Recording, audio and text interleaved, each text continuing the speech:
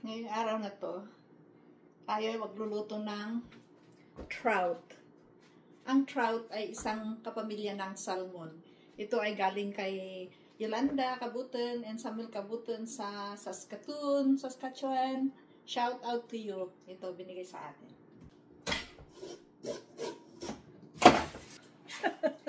Kailangan natin ng malaki-laking knife nito. Ito na yung ating trout. Siguro, this is more than 3 kilos. Kakat natin.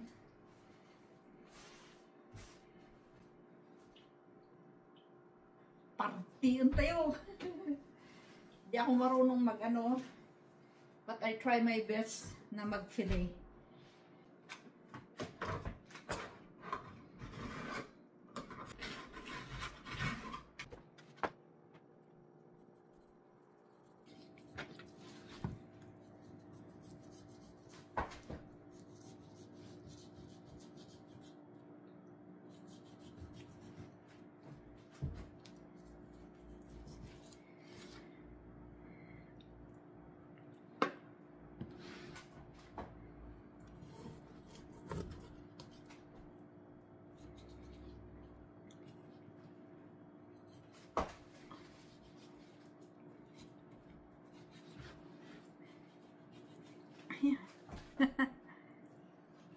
Hindi ako expert.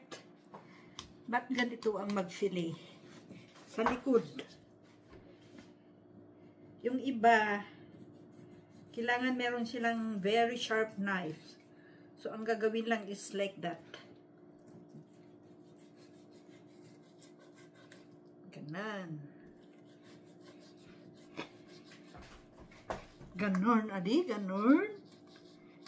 Para, ano, oh my gosh.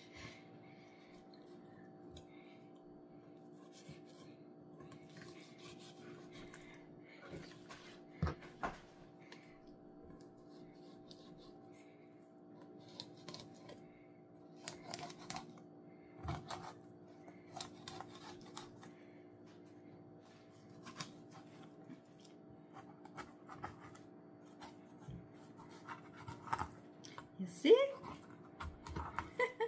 Not perfect, but at least na-fillet natin. Ganyan. Ah. Okay. So, ilalagay natin dito. Ang laki, no? The other side. Dito naman tayo sa kabila. Dito naman tayo sa kabila. Okay, so ganun lang. Cut natin doon. Maglagay tayo ng laman ng ulo kasi sisigang natin yan. And then, try natin yan dito.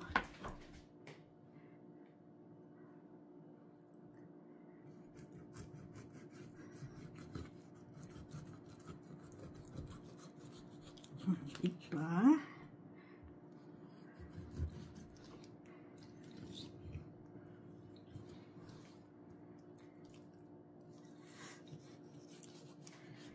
Okay, that's it. And then sa may buntot.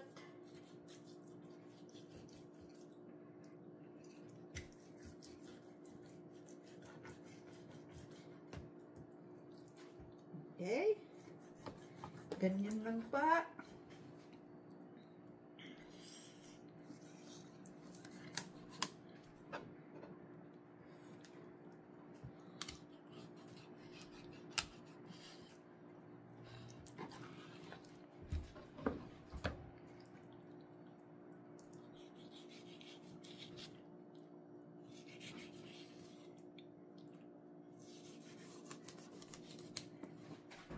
Ay, nako. Malaki to eh. Baka more than 3 kilos ito. Ako, matakaw ako sa salmon. Fresh. Kaining fresh.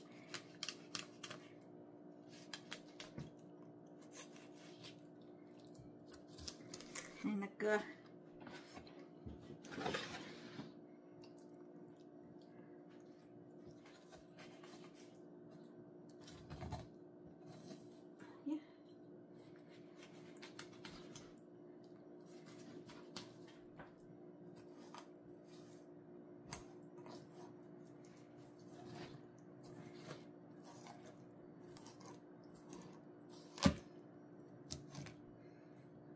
Okay. Ito. Yay! Ikakat natin to for sigang. This one.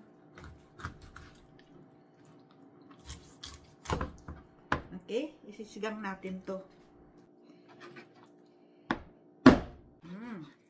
Rich ng omega oil.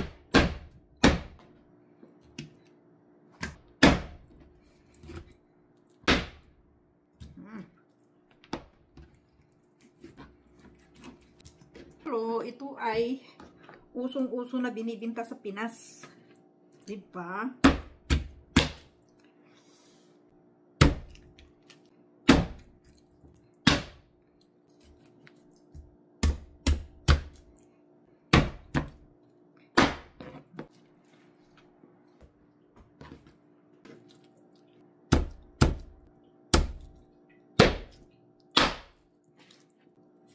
Ito yung ulo, yung mga parts, yung mga bones. Isisigang natin ito. And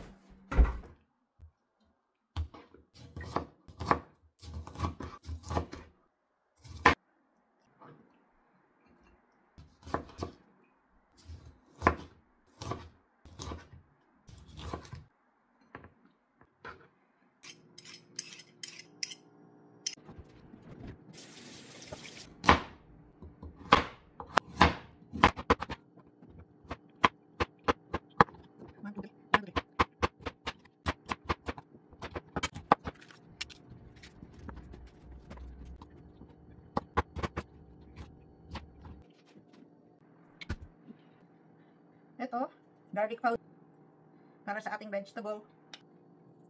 Ito.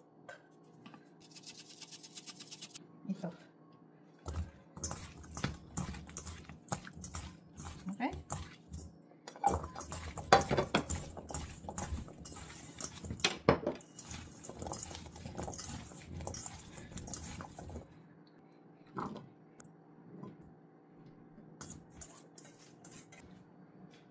Okay. So, ito na yung ating salmon. So, wag na nating lagyan ng oil kasi pag naluto to maraming oil. So, ang gagawin na lang natin, salt, garlic powder, pepper.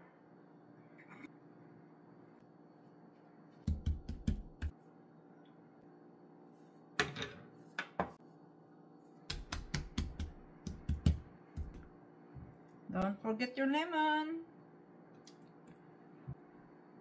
O siya, malemon.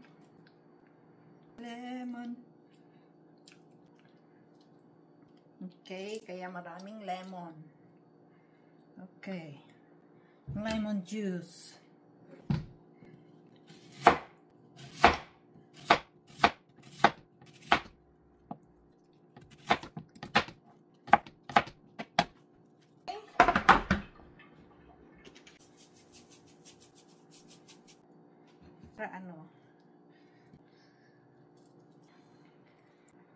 Onion, garlic, para akong Indian.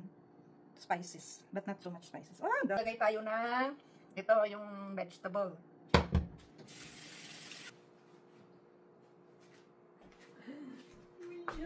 Namiss ko ang Pilipino. Lagay natin to vegetables. Oh, okay. Lagay natin sa gilid-gilid para hindi sayang yung ating space. Yan na lang natin siyang maluto doon. Okay?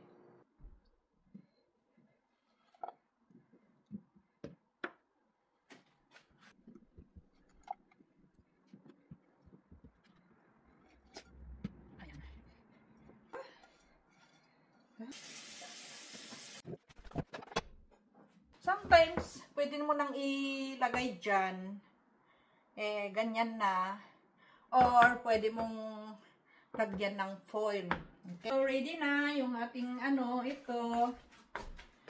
Walang foil, kaya hindi ko na siya i-cover ng foil. And, i-oven natin. Ano ba ito? Bake.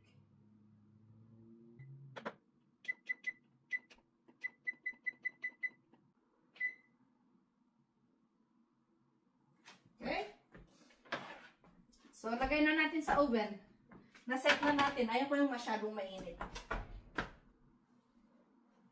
Okay. So, I think, doon.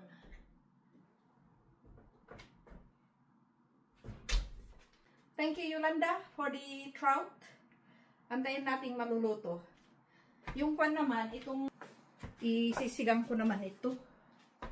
Sisigang naman tayo. Isisigang natin to. May garlic. Ito, ma-onions ako. Nakita akong minced ginger. Ito na lang gagamitin natin. Kasi walang ginger, so ito na lang. Okay. Walang sinigang mix. So, ang gagamitin ko na lang, ito na lang lemon ulit. Lemon na lang. Very resourceful nga. Pag maging resourceful, kung ano yung meron sa bahay, yun lang ang gagamitin. So, maging resourceful tayo. Anyway, may ibang ingredients naman. So, piga-pigain na lang natin to para hindi masayang. Okay? Yan. Kung ikaw yung taong magaling mahumsik, hindi ka pwede dito. Kasi, busy ang mga tao dito. Paglabas mo, wala kang makikitang tao. Mga bahay lang. Lahat sila nasa trabaho. Ikaw naman, bahay lang na loob ng bahay nila. At huwag maging entitled sa loob ng bahay. Kahit relative mo pa yan, kapatid mo, whatever. Gawa tayo ng trabaho. Ako ngayon, ito, nagluluto. Para pagdating ng may-ari ng bahay, hindi pa rin silang magluluto para sa'yo. Ikaw ang magluluto para sa kanila. Yan naman ang ambag natin, di ba? Diba? Entitled, sasabihin nila. Ay, ginawa akong katulong. Naku, huwag kang magreklamo dahil ang buhay dito. Mahal din ang bahay. Kung ayaw nyong maghugas, maglinis sa loob ng bahay nila na nakikitira ka lang, free board and lodging, pulis ka, maghanap ka ng apartment, mauupahan, marami namang mauupahang basement dyan. But you have to pay your bills, of course, your city services, yung pagkain, and then maghanap ka ng trabaho. Pero pag turista ka, remember, bawal magtrabaho. Maraming turista dyan dito. Kahit relatives nila, nagpi-feeling entitled sila. Huwag ganon, di ba? Huwag tayong feeling entitled. Ay, kapatid ka natin yan. Hindi, pag tinatira ka ng ano, kaya wag, kung pinapayagan ka pa rin magtira, huwag tumira sa bahay nila, huwag magreklamo. The best thing na magagawa natin sa ating buhay is be grateful sa lahat ng binibigay sa atin. Lagay ng, iluto ko na kasi madali namang maluto to. Lagay ko na lang.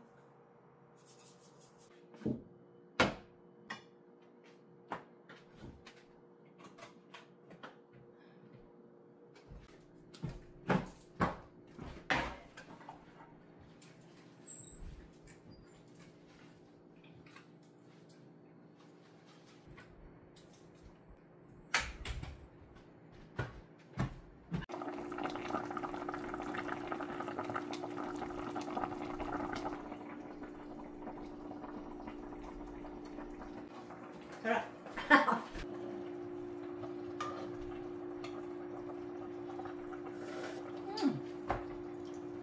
Very good. Okay pala yung lemon, ano? Salt pa more. Para may lasa. Bus na, oh.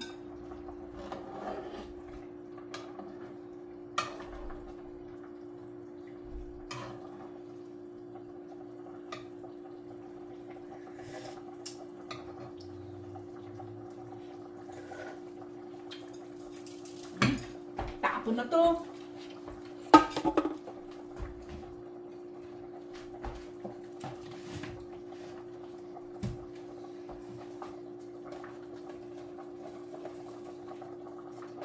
Ay, salt pa more. Tama na yun, baka sobrahan ng asin. Ano kayong panlasa ko?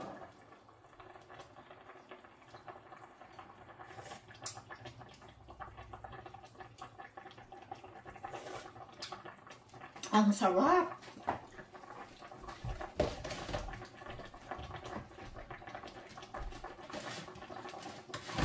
Ganon.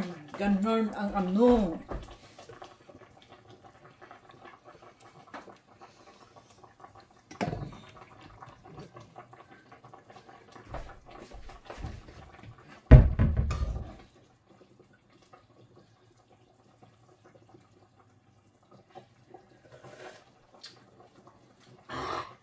Very good.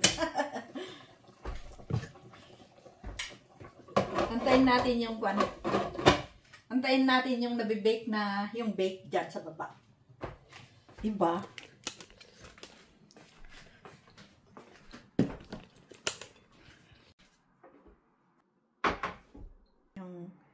Ito yung ating finished product. Ilipat natin dito.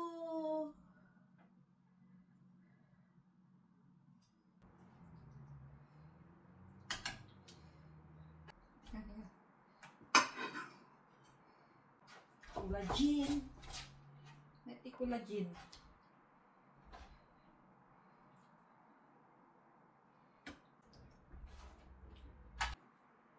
Mas maganda sana kung ano, may foil para at least na-preserve yung kanyang ano, alam mo, para hindi siya masyadong dry. Wala kasing foil kaya hindi tayo naglagay ng foil. Ang result, hindi natin na-preserve yung medyo na dry siya. Sana yung sabaw sana, no? Yung ano niya. Ganon. Gusto ko to. This is a collagen. This one. Okay, I will eat that one.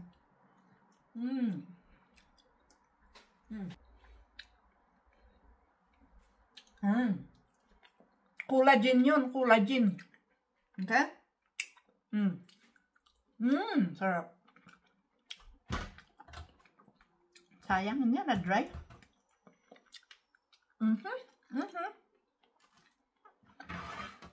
Kainin ko lahat yung balat na dumikit sa pan.